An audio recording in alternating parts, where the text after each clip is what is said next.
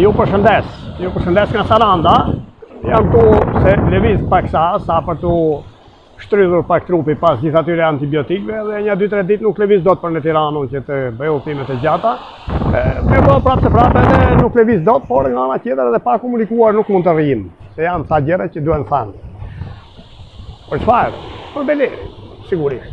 Për atë çështje. Përderisa mua nuk më lejmërojnë për të qenë në Tiranë, megjithëse Beleri është atje, janë duke bërë statuset të gjithë për Belerin, është duke folur në emër të Parlamentit Evropian me datën 29, 30, 31 tetor, dhe asnjë njeri nuk dënjon të me informoj mua që unë jam flasur në emër të statusit të tjerit me Belerin, atëherë për Belerin do flasë. Fola dje në pjesën e shkuar, ditën e djeshme fola për çështjen e dënimit të Belerit nga gjykata e Vlorës për djegjen e flamurit, nxitjen e urrëqes etnike, 3 vjet të burgë dënuan me procedura priti derisa u tejkaluan afatet ligjore dhe u parashkrua ai vendim i gjykatës së Vlorës në lidhje me dënimin e Belerit dhe iku i lirë.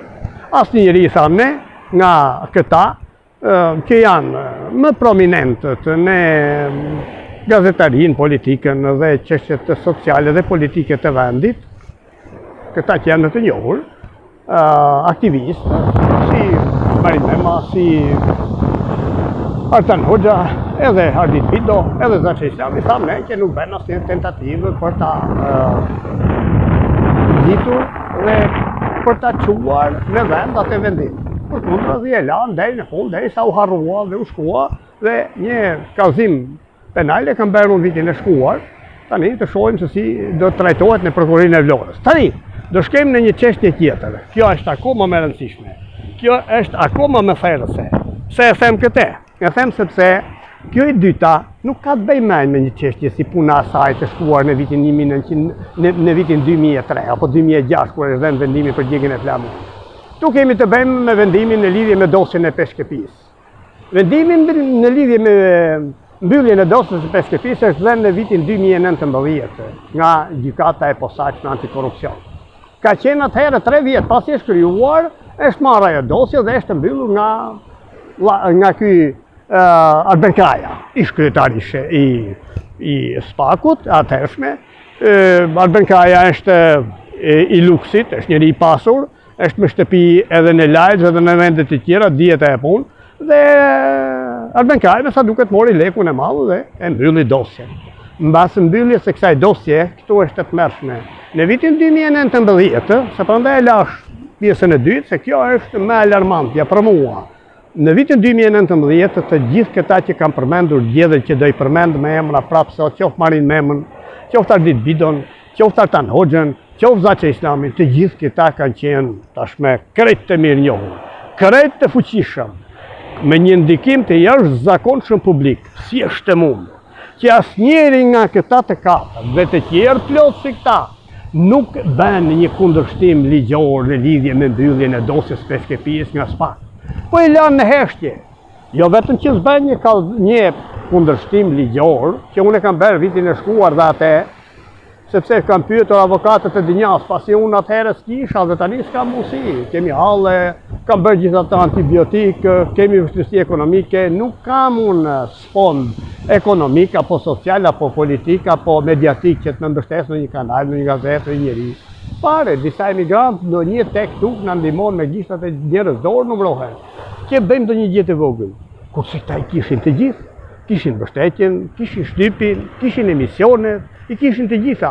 Si ka mundësi që këta njerëz, qoftë Marin Mema, qoftë Ardit Bido, qoftë Artan Hoxha, qoftë Zaçe Islami, qoftë dhe shumë të tjerë si këta, dhe me pak se këta sigurisht, nuk bën asnjë asnjë, nuk e shkrepën fare që ta bëjnë një kundërshtim ligjor në lidhje me mbylljen e kësaj dosje të tmerrshme që ka të bëjë me integritetin e vendit, prekjen e integritetit toksor, me dinjitetin kombëtar, ka të bëjë me vrasjen e një oficeri Fatmir Shehut, ka të bëjë me vrasjen e një ushtari Arsen Gjini, 18 vjeç, me plagosjen e 3-4 ushtarëve të tjerë, me terrorizimin e 132 ushtarëve të tjerë. Dhe nuk e bëri asnjëri prej këtyre dhe sot duhet të ulin kokën, prapë u them. Duhet të kërkojnë të falur si është e mundur. Si është e mundur. Në ditët e sotme, të nderuar zonja zotëria dhe ndjekës edhe ndjekëse, që na ndiqni në anën tjetër të xhamit, unë jam duke folur me një tension shumë të madh. Ndonë se jam me të vërtetë së bukur. Kam probleme, sepse njeriu shikohet, ma thash edhe dje, përderisa nuk kthehet oreksi, se mundja është aty. Unë se kam oreksin me, kaq. Por ajo që më bën mua të alarmohem shumë është sepse këtu kemi disa çështje. E para punës, çështja në fjalë për të cilën nuk janë shqetësuar as Marin Mema, as Ardit Bido, as Zaça Islami, as Artan Hoxha, ai që merret me grupet kriminale, që i thon koklopa, as njeri prej këtyre nuk u interesuan, mirë po ajo çështje sot është në gjykatën e lartë, sepse e kemi kërkuar dhe në fund u detyruan të na thonë që është në gjykatën e lartë. Gjykata e lartë ka aty, rastësisht, një Evangel Vaso, njeri nga të akuzuarit për masakrën e Peshkepis, e ka quar gjoja për të mos u rihapur. E ka quar dhe e ka lënë në gjykatën e lartë atë. E ka ankimuar ai, i ka bërë ai rekurs, nuk i kanë bërë as Marin Mema, as Ardit Bido, as Artan Hoxha, as Zaça Islami, as të tjerë, Artan e Zaça, sa të tjerë, për t'i bërë rekurs asaj që ta çonin në gjykatën e lartë. Jo, e ka bërë njëri nga ata. Kjo është të mërshme, po s'ke që të bësh. Çfarë të thua? Se është me të mërshme të sa të lesë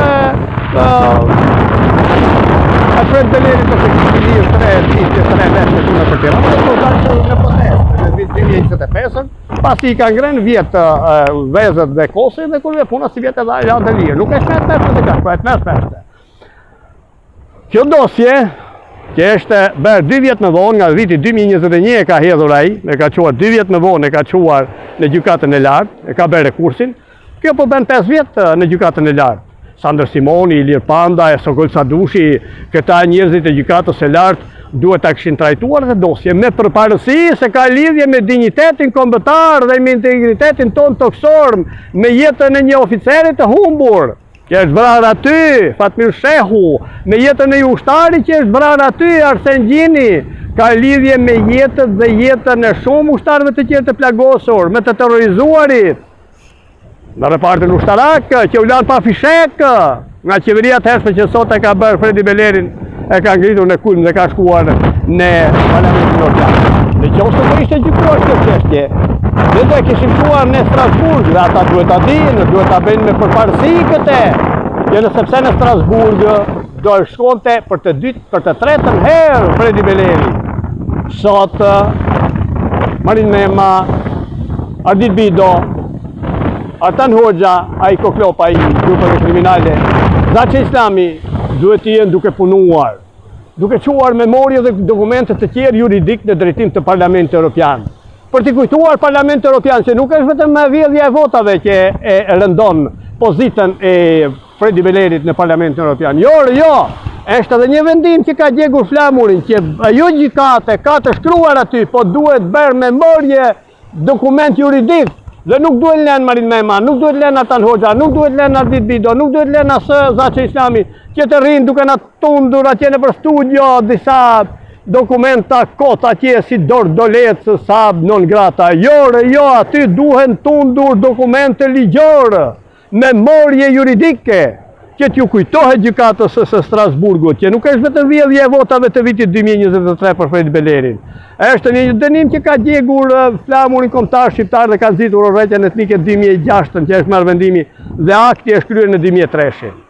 Është edhe një tjetër gjykim që është në shqyrtim në Shqipëri dhe duhet ishte shqyrtuar, tham nga Ilir Panda, nga Sandër Simoni, nga Sokol Sadushi në gjykatën e lartë. Duhet ishte shqyrtuar me përparësi që të ishin bërë 3 gjëra Fredi Belerit në gjykatën e Strasburgut, që nuk mos të kishte mundësi të shkelte më në pragun e Parlamentit Evropian në Strasburg dhe në Bruxelles, me 3 gjëra të tilla. Ja, prandaj jam i shqetësuar, prandaj jam i alarmuar. Nuk kam asgjë unë personale, as me Marin Mema, as me Ardit Bido, as me Zaça Islami, as me Artan Hoxhën. Kam me fenomenin, sepse pas këtyre është edhe një tjetër i madh atje që po ne i pengon të gjitha këta, ai që ne solli nga dera e pasme kësaj here, natën, pa lejuar asnjëri për të na informuar, që nuk ka informuar asnjë organizëm.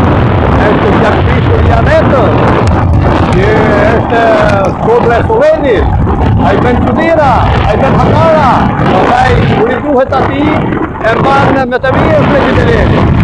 Kur i duhet ati, dalin në protestët e tjeri, dhe pendamin, dalë dhe unë, se unë kam dalë për Shqipërinë, unë s'kam dalë në njëherë për gjakpërishurin e Anetës.